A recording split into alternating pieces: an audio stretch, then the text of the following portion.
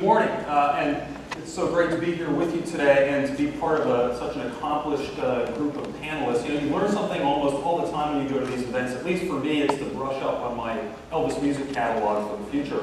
But I'd like to start off by telling a story.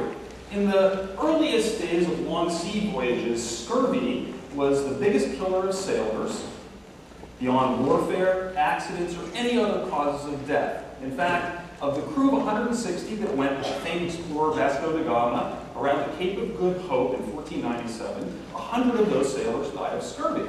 And so in 1601, an English sea captain named James Lancaster, who was piloting 4 ships on a journey from England to India, decided to conduct an experiment.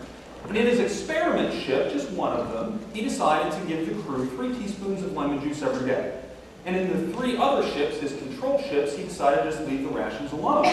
At the halfway point of the journey, out of the 278 sailors that were in the 3 control ships, 110 had already died of scurvy. Now this would seem like a very obvious result about how to resolve a very difficult, important social and economic problem. But it wasn't until nearly 150 years later that a British naval physician named James Lind decided to conduct an experiment of his own. He knew of Lancaster's results. And so in 1747, on a particular ship, he conducted his own experiment. And for those sailors who had already contracted scurvy, he gave them one of 6 diets. One of the 6 was 2 oranges and a lemon. The other 5 had no citrus juice. As you might imagine, those that were lucky enough to be part of the experiment group recovered in just a few days. And you would think now with these results, after such a long period of time, clearly the British naval military system would adopt citrus juice as a way to counteract scurvy. And fortunately they did. 48 years later, right, in 1797. And it wasn't until another 70 years later that the British merchant marine had actually gotten the same effect, essentially eradicating scurvy. Now you might say, well, what took them so long? And I asked myself the same question when I read this story. And part of the reason is because there were conflicting remedies for scurvy that were currently in the public domain. Lind himself was not a very high-level physician within the British Naval Society. And it wasn't like the British Navy wasn't adopting other innovations in warfare or naval ships. So I got to this question, so how could it be that such a simple, cost-effective, technological innovation with such obvious benefits, what I would call a hack, didn't get adopted sooner? And it leads me to this term, what is hackivation? Well, you know what hacking is, right? The unauthorized access of computers. But hacking also means making something work regardless of the circumstances. Here, for example, is what I would guess perhaps is a budding rock star who only has a bathtub but would like a shower, right? And uses music stand as a way to get that effect. Here's something really helpful for professors like me. What do I do with all these dry erase markers? They end up on the floor. 2 paper clips, 2 push pins, I'm good to go, right? So hacking is nothing new. In fact, we can look back at history. This happens to be an example of a folding bridge from the Netherlands in 1926. They have lots of canals they need to get across. Maybe not the same place all the time. We create a very easy, simple device that cost-effectively allows us to get across. So hacking can also be thought of as altering a system to do what you want it to do using what's at your disposal. And in that way, it's unrestrained innovation. And that gets me to the word innovation, right? This is one of these words that we sort of all think that we know what the answer is, but then when I ask people, they come up with different results. So we might think of innovation as this intersection of ideas and implementation. Innovations, first and foremost, make their way into the world. They are tested in the real world. And they alter a system in such a way that they create both social and economic impact. And so we might think of hackivation as this radically simple, yet obviously ingenious method or device that alters an existing system that leads to social and economic value. If for at least one reason, because the costs are orders of magnitude less than alternative solutions. And we see many of these things now emerging in the space that perhaps has more social impact. This happens to be an example as a replacement for traditional pap smears for women to detect cervical cancer, which is the #1 cancer cause of cancer or death of women in the world today, about 250,000, 90% of which are in low or middle income economies. And a team from Johns Hopkins, some number of years ago in the 1990s, and now just approved by the WHO, said, well, we can come up with an alternative, simpler solution. We can take common table vinegar and spread it over the woman's cervix and identify precancerous lesions that then can be removed with a probe attached to a tank of carbon dioxide that can be found at any Coca-Cola bottling plant anywhere in the world. And we can freeze those precancerous lesions off, and it would appear as if, in early instances of this, that about half the cases of cervical cancer can be reduced. How about incubation? Well, there were a team of doctors in India that determined that because of the humid environment in India, the incubators for premature babies were actually causing more infections. So they fought the fight to get rid of the incubators, and then they said, well, we still have this issue of trying to keep premature babies warm. What do we do? Well, they determined that in India, mothers often will rub oil all over their babies. And so if they rub oil over the babies, which keeps the heat in, and they wrap them in bubble wrap, the same thing that we would use to send a package through FedEx, and we would scientifically determine the appropriate wattage and distance of table lamps, we can replicate the same effect as the more expensive, sophisticated incubator. And of course, these innovations sometimes lead to other innovations. This is it's called the Embrace, that uses a kind of wax that uniformly distributes the heat over a long period of time. Same effect. You may have seen this particular product by a British physicist that basically addresses the need for 1 billion people in the world who need corrective eye care. And essentially, he put two lenses together and with a translucent gel, and you put the glasses on, and you spray the gel into the lenses, and of course they diffract, just like if any of you wearing glasses, that's the same effect. And when you've gotten enough fluid into the lenses, you stop. And of course the good news is that you get to take the syringes off, right, when you put the glasses on. You still look like Harry Potter, perhaps, but you get to see, right? And this is, of course, at orders of magnitude less cost than your normal class solution. A University of Maryland team determined that women, for example, in places like Bangladesh will often take their saris and pour water through them to get rid of the leaves and twigs and other things that might be in the water source. And they determined that if you would just fold the sari so that it had 4 layers, and then you poured the water in, it would actually reduce the incidence of cholera and other waterborne diseases by up to 99%. Again, a very simple solution, still very effective. And of course, this leads perhaps to other innovations around clean water that are, relatively speaking, more effective at lower price points than what we currently have today. You may recognize, anybody recognize this? This is actually a computer, a full computer on a single circuit board. There's a team from England that basically you can see the two Ethernet, you have an Ethernet port, 2 USB ports on either side, video port on top, the SD memory disk on the side, can be powered by any mobile cord, $35. So if you have any kind, basically any kind of TV with a keyboard, the price is currently $35, going down to $25, and soon even lower than that. And it's not like these activations have to always cost in the single or double digits. It just has to be low cost and effective relative to the substitute. So for example, this is an ultrasound machine that is in the form factor of a mobile phone created by General Electric that can address 90+% of all the needs that you would have for an ultrasound device that can be worn around a doctor's neck just like a stethoscope. And a normal ultrasound device in a hospital, at least here in the United States, would cost $100,000 or more. This currently retails for $7,000 or $8,000. And we'll see how in a moment how the rates of technological change could allow us to predict that this price point will continue to drop. In fact, these things occur every day. I ride my bike to work every day. And this happens to be the back of my bike. You didn't think in this presentation you'd see the back of my bicycle, right?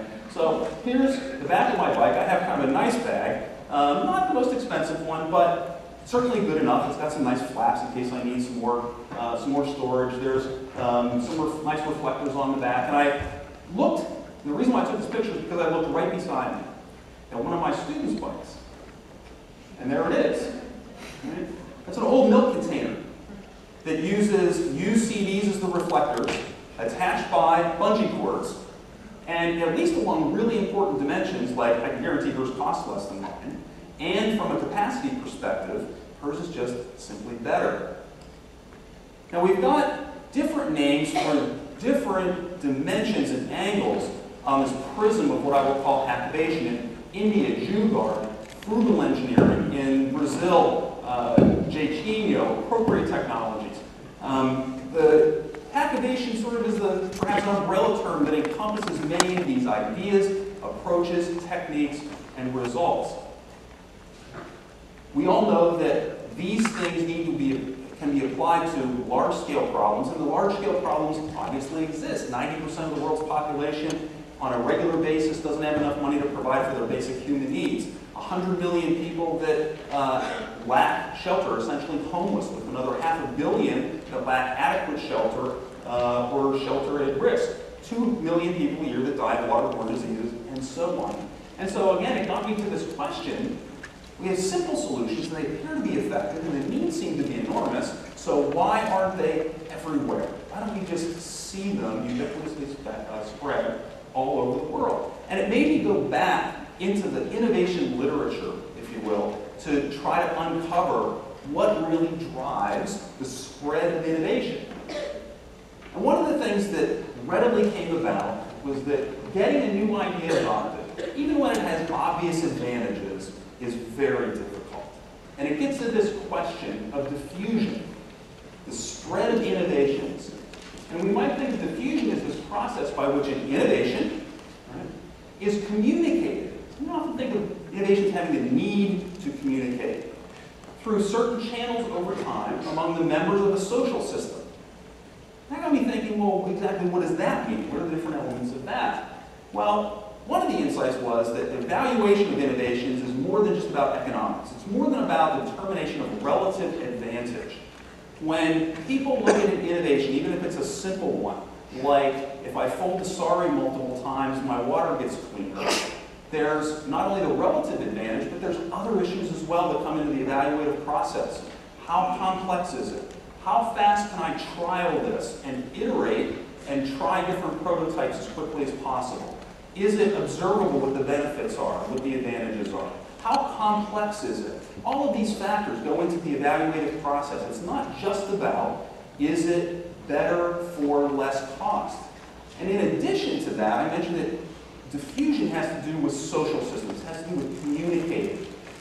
And that's where it really gets complex. Because if you look at the innovation literature, part of what's dependent on diffusion, widespread diffusion, is, for example, getting introduced to that innovation with people that are just like you.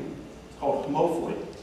And that we're clearly influenced on innovations by what would be called near peers. In fact, everybody in this room is probably influenced on innovations in near peers because probably a lot of us go onto Amazon and say, geez, I wonder what the review is on this. Well, let me look, right? Those are people that we think are near peers, and if they have a good result, we're more likely to adopt that innovation. And we're hugely impacted, and the diffusion of innovations are hugely impacted by the social systems themselves. What's the history, culture, religion, socioeconomical, political, regulatory environments in which those innovations spread? And so it's more complicated, not the place where I started, but more complicated than just having a better result. And so diffusion is both an evaluative and a social process. And that kind of got me thinking, will activations become more widespread?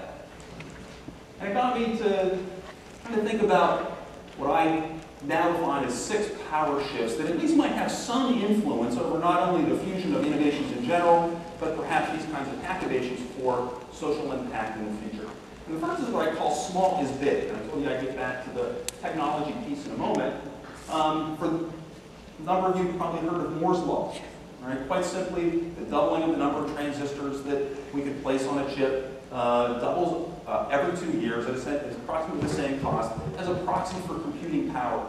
And it's amazing over the last 40 to 50 years just how compound that has become. To give you just a small sense of perspective, 40 years ago, the number of transistors that could fit on a chip would be essentially equivalent to the number of people that could fit in this room.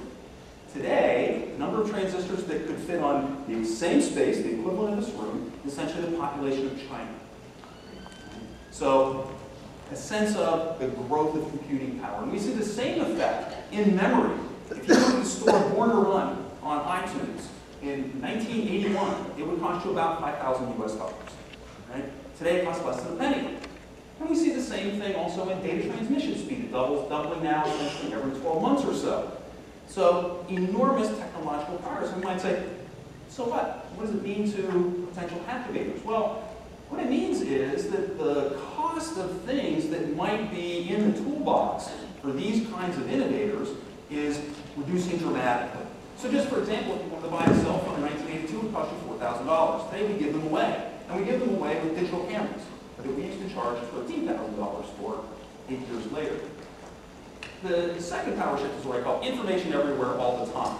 And we've probably had at least a sense for the growth in access to the internet over the last 15 years. And we can see an enormous growth, getting close to 2 billion people on the planet that have access. And that's an amazing figure. But what's an even more amazing figure is that the internet line that I just showed on it, now it's a different scale, is essentially the red line. And the blue line is access to mobile phones. This is just over the last 10 years or so.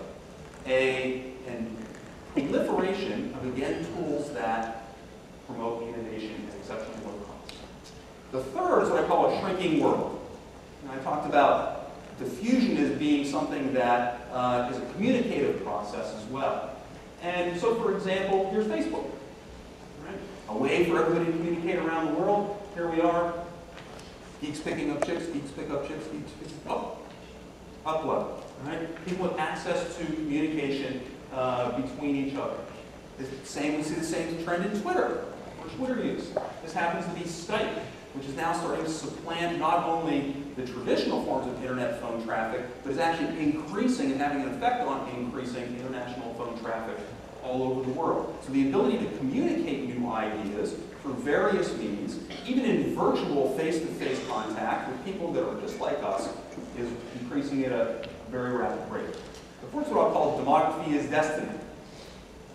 The world's population is expected to get about 9 billion, but what is emerging is, and this will be sort of an unredoubtable prediction of the future, is that of every 100 or so people that are born on the planet over the next 30 or 40 years, 97 of them will be in what we would call emerging or developing economies. Places where these activations and activators are not only resident, but addressing problems, and they get to use, hopefully, their creativity to develop them faster and proliferate them to broader areas. And just this one specific demographic trend that will have influence, perhaps, is the aging of the world's population, not only in Western economies, but in many emerging economies as well. And for governments, they're essentially broke, red is bad, or darker red is bad. Customarily, the provisioners of these kinds of healthcare services, we might think perhaps that they'll start to be more attuned to adopting simpler, more innovative solutions to address those problems.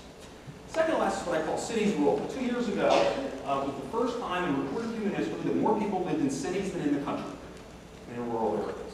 And if you read anything about innovation literature, it's that concentration of people that promotes more innovations. And of course, we've got more and more megacities that are being created in many, many more parts of the world.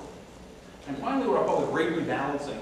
We're probably used to seeing this kind of economic pyramid. And what, again, seems to be emerging is that this level, you see, for example, 3D printing and other DIY manufacturing techniques that are emerging.